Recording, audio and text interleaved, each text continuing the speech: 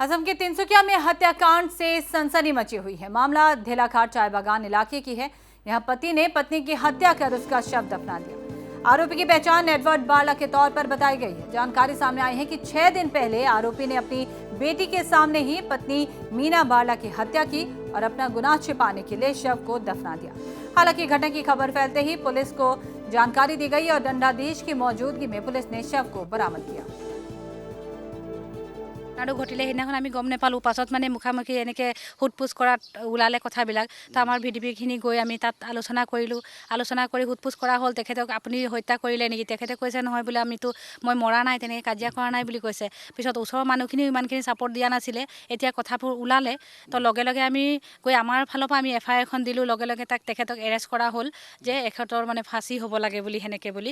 ইমানেই বেয়াকৈ মানে তেখেতক মানে মৃত্যুদণ্ড দিছে, মানে মহিলাগৰাকী মাৰি পেলাই হত্যা কৰিছে। মানে সেইটো কাৰণে আমি ভাবোঁ যে যেনেকৈ হ'লেও এইটোক আমি নেৰুৱে বুলি ভাবিলোঁ। মানে এটা ৰহস্যজনক মৃত্যু, এইটো আচলতে এনেকুৱা হ'ব নালাগে। তেতিয়া আমি আমাৰ সদৰ থানালৈ গৈ মানে FIR এখন দিলোঁ আৰু এইটো লগে লগে তেওঁলোকে আহি আটক